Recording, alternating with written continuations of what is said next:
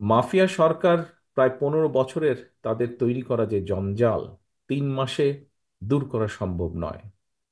তবে 3 মাস পর সরকারের যে এই যে অন্তর্বর্তীকালীন সরকার তাদের সফলতা কিংবা ব্যর্থতা নিয়ে জনমনে প্রশ্ন ওঠা অনার্য কিংবা অস্বাভাবিকও নয়। অন্তর্বর্তীকালীন সরকারের আমরা আগেও বলেছি যে একটি বিষয় বোধহয় ওনাদেরকে মনে রাখা দরকার, যে জনগণের সকল দাবি হয়তো তাদের পক্ষে পূরণ সম্ভব নয়, কিন্তু সরকার পরিচালনায় যে অদক্ষতা পরিলক্ষিত হয়, যদি অদক্ষতা দেখতে পায় জনগণ, সেটাও কিন্তু জনগণ আবার সহজভাবে মেনে নেবে না। আমি এর আগেও বারবার বলেছি, অন্তর্বর্তীকালীন সরকারের প্রতি আহ্বান জানিয়ে বলেছিলাম যে রাষ্ট্র মেরামতের কর্মযজ্ঞ সম্পাদন করতে গিয়ে অগ্রাধিকারের সেটিং যদি ভুল হয়, অর্থাৎ কোনটা প্রায়োরিটি দিবেন ওনারা সেটা যদি ভুল হয়, তাহলে কিন্তু জনগণের কাছে সরকারের অদক্ষতা হিসাবেই কিন্তু এটি বিবেচিত হবে। জুলাই আগস্টের যেই গণ অভ্যুত্থান, সেই গণ অভ্যুত্থানে আমরা দেখেছি বহু মানুষ, বহু ছাত্র, বহু বিভিন্ন শ্রেণী পেশার মানুষ, হাত পা কান চোখ বিভিন্ন অঙ্গহানি হয়েছে। আহতরা সুচিকিৎসার দাবি নিয়ে দুদিন আগে আমরা দেখেছি যে যেভাবে হাসপাতাল থেকে রাজপথে বেরিয়ে এসেছে, এটা কিন্তু সমগ্র দেশের গণতন্ত্র প্রিয় মানুষের জন্য, যারা গণতন্ত্র ভালোবাসেন, মানবাধিকারকে সম্মান করেন, আমাদের বিবেকবান মানুষ যারা, প্রত্যেকটি সাধারণ মানুষের জন্য এটা একটা অত্যন্ত লজ্জাকর দৃশ্য।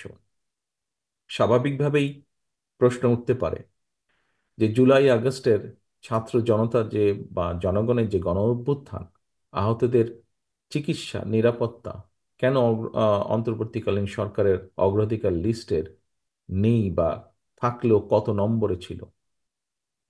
এরপরেও দেখেন আরেকটি বিষয়, যে বাজার সিন্ডিকেট ভেঙে নিত্য প্রয়োজনীয় জিনিসপত্র জনগণের ক্রয় ক্ষমতার মধ্যে আনার পদক্ষেপটি, যে পদক্ষেপ যেটা নিয়ে প্রতিটা মানুষ, সমাজের যে কোনো পর্যায়ে যে কোনো মানুষ, প্রত্যেকটি পরিবার আহ যেই কষ্টের ভিতর দিয়ে যাচ্ছে, যেই দুর্বিষহ অবস্থার মধ্যে দিয়ে যাচ্ছে, এই যে নিত্য প্রয়োজনীয় দ্রব্যের যে দাম, এটার যে উঠানামা যেভাবে করছে, এই বিষয়টাও অন্তর্বর্তীকালীন সরকারের প্রায়োরিটি লিস্টের মধ্যে কত নম্বরে আছে।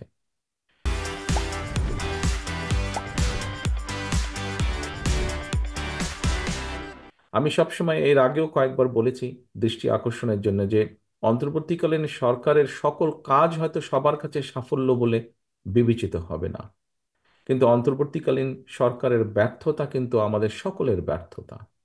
গণতন্ত্রকে আমি স্বাধীনতা প্রিয় মানুষের ব্যর্থতা, এই সরকারকে ব্যর্থ করে দিতে যে স্বৈরাচার ছিল, পলাতক যে স্বৈরাচার, তার এবং তাদের দোসররা কিন্তু বসে নেই। সেটা দেশের ভেতরেই হোক বা দেশের বাইরেই হোক, প্রশাসনের ভিতরেই হোক বা বাইরে হোক, ওরা কিন্তু ওত পেতে আছে যে কিভাবে এই অন্তর্বর্তীকালীন সরকারকে ব্যর্থ করে দেওয়া যায়। এদেরকে যদি ব্যর্থ করে দেওয়া যায়, তাহলে গণতন্ত্রকে ব্যর্থ করে দেওয়া যাবে। বাংলাদেশের কোটি কোটি মানুষ যারা গণতন্ত্রকে ভালোবাসে, গণতন্ত্রকে প্র্যাকটিস করতে চায়, তাদেরকে ব্যর্থ করে দেওয়া যাবে।